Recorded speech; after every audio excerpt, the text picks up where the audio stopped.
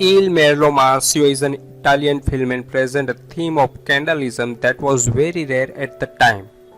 It was filmed in 1971 by director Pascal Festa Campanella and star Laura Anthony and Lando Buscaglia. Niccolo Vivaldi is a frustrated cello player whose career has stalled and who is unappreciated by his orchestra director. He discovers that the beauty of his wife Constanza arouses in him admiration for her and reflects on him. From then on, he decides to show it in public in order to gain personal glory. He takes photographs of her and he begins to show the images to his friend and colleague Caval Moretti, and in a moment of madness to all the other members of the orchestra. Channel Viaggio Celebrity presents 10 films like Il Merlo Maschio. Intrigo di Amor, 1988. Billy is a young photographer specializing in services for wives intent on rekindling the derision in their husbands. Three friends ask to be photographed without the knowledge of each other. The first, Janet, is the wife of Bob, a policeman. The second, Lauren, wife of Frank, a banker. And the third, Evelyn, is married to Ralph, a lawyer. During the photographic sessions, Billy seduces the three women with vehemence, winning the initial resistance. Someone, however, begins to blackmail the trio of friends with anonymous letters, and suspicions immediately fall on Billy himself. Billy asks Ralph, Evelyn's husband, to investigate. Sesoma 2, 1973. First segment.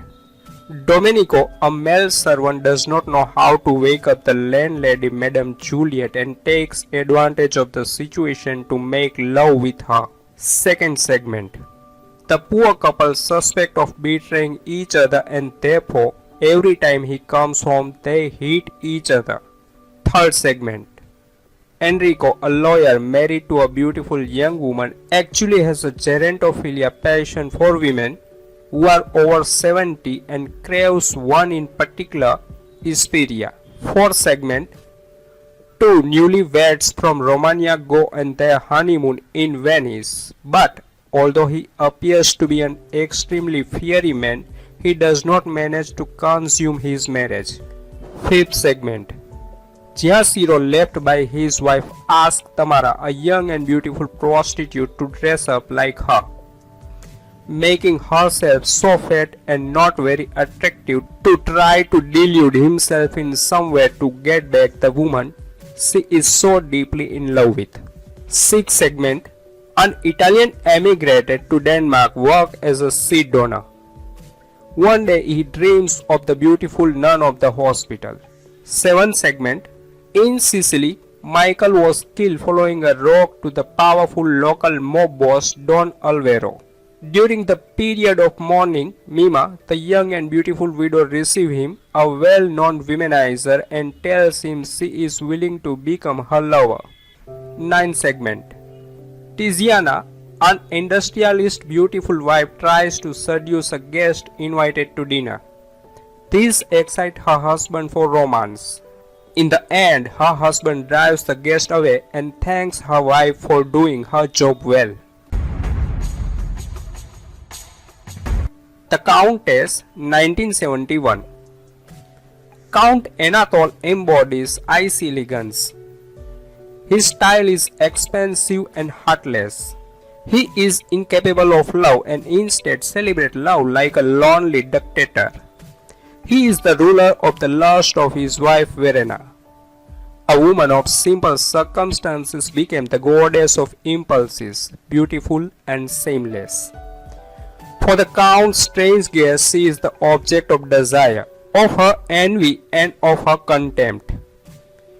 Every guest in the Count's house represents another mortal sin. Arrogance, hate, gluttony, lust, lethargy, greed and envy are gathered together and enjoy each other in profound mutual antipathy until a misfortune happens. By order of the Count, his secretary Clemens inaugurates the inspector into the dark secret of the house. The young mechanic Tony was murdered. but by whom? The film is quite elegant and surprisingly dark and psychedelic. Ursula Bloth provides plenty of beauty and has an amazing body. The score by Gerhard Heinz is very enjoyable and the cinematography by Franz S. Lederer is colorful and vivid. My Wife, A Body to Love, 1973. Beautiful Simona is married to Paolo, a stockbroker. However, she betrays him with younger Marco, an old acquaintance of hers. Paolo, always busy with his business, is used to considering life as a game. When he finds out her betrayal, he remains impassive and does nothing to stop the triangle. He also seems willing to accept a manager Toi, but one day suddenly he rethinks or lets himself be taken by a raft of jealousy. Things will change quickly during a beach vacation that will bring the three together for the last time. This is a pretty cool but incredibly slow-moving giallo from director Mario Imperioli. The lead actress Antonia Muraglia is a positively stunning with voluptuous all-natural body, and she spends most of her screen time in a bikini. The cinematography is beautiful and the music is interesting. Don's Party, 1976. Don is a school teacher living with his wife Kath in suburban Melbourne.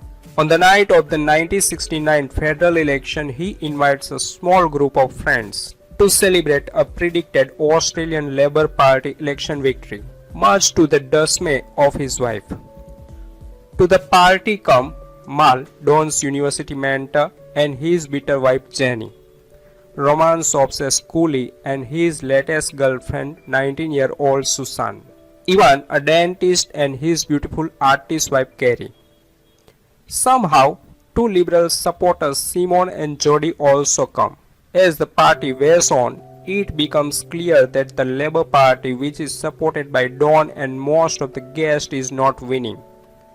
As a result, alcohol consumption increases, and the sniping between Don and his male friends about their failed aspiration gets uglier, as does their behavior toward the women.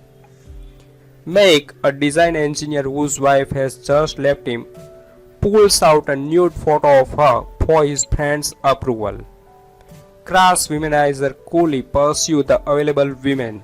The disillusioned wives exchange tales of their husband's subpar love performance. By the end of the night, Don and some of his friends have begun to grasp the emptiness of their compromised lives.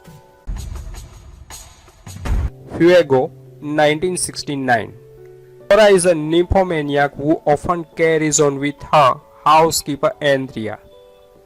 When Carlos sees her bathing one day, he falls in love with the vivacious vixen. She willingly gives in to his amorous advances, warning him she may never be able to be faithful to just one person.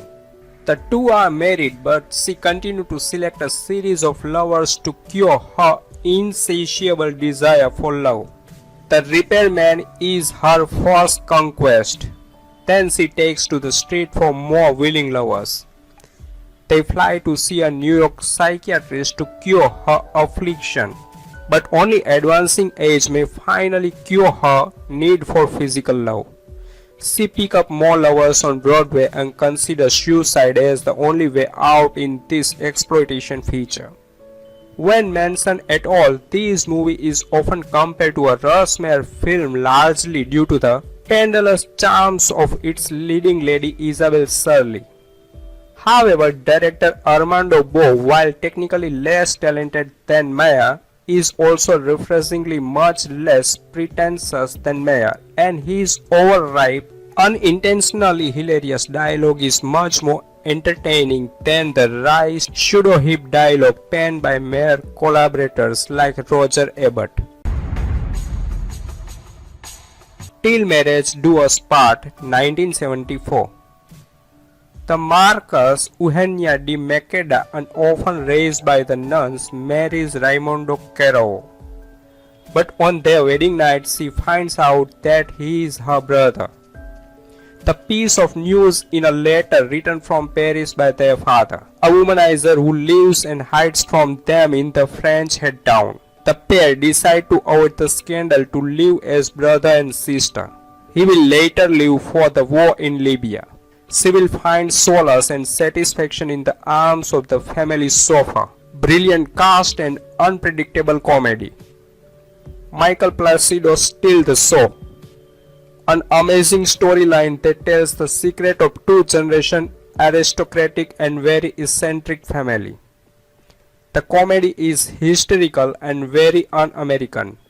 Deals with human nature and the various taboos that most American films would never dare touch. All Ladies Do It, 1992. For a while now, beautiful 24-year-old Diana Bruni, who has been happily married for 5 years, has been feeling distress, experiencing an inexplicable, rather restless craving to finally live her life to the full and to break free from what society forbids. As this urge grows stronger by the day, Diana will ultimately yield to her carnal longings, and through a parade of particularly explicit nocturnal sensual adventures, she will utterly embrace passion, even if this comes by way of transgression. However, before long, the unaware husband Paolo will find all about his headstrong and disobedient wife's extramarital escapades. Raunchy experiences vividly retold by Diana's very lips, with the intention to rekindle their love and spice up their love life. Inevitably, poor Paolo, disgraced, enraged, and green with jealousy, will threaten to move out, leaving for good his liberated and adulterous wife, who seems to feel no contrition at all. The Key, 1983. As the rise of the Italian fascism makes its visible presence in noble 1940s Venice, Professor Nino Rolfe and his much younger wife, the sumptuous Italian beauty Teresa, sadly after 20 years of marriage, witnessed their enthusiasm wither and the passion wane. Inevitably, all that remains now is to let his imagination run wild, and confess his boldly intimate and rousing thoughts to his elaborate diary, in the hope that Teresa will soon find it and read it. There, in his frank and unrestricted confession, against all risk of being judged as a vile and corrupt man, Nino would admit all the things that he would never be able to say in person, urging his goddess Teresa to finally get rid of her painful and revolting modesty. The faithful diary may be locked away in safety, but the precious key is hidden in plain sight. Will innocent Teresa ever discover it, and with it, the way to unlock what quickens the faint yet willing heart? La importance de aimer, 1975. Service Mont, a photographer, meets Nadine Chevalier, who earns her money starring in cheap movies. Trying to help her, he borrows the money from loan sharks to finance the theatrical production of Richard III and gives Nadine a part. Nadine is torn between Service, with whom she is falling in love, and her husband Jacques, to whom she has moral obligations. That most important thing, Love, is a French film directed by Polish filmmaker Andrzej Zulawski. It tells the story of a passionate love relationship between Nadine Chevalier, a B-list actress, and Service Mont, a photographer in the violent and unforgiving French show business. Romy Schneider received the inaugural César Award for Best Actress for this role, and Pedro Almodovar dedicated his film All About My Mother partially to her in this role.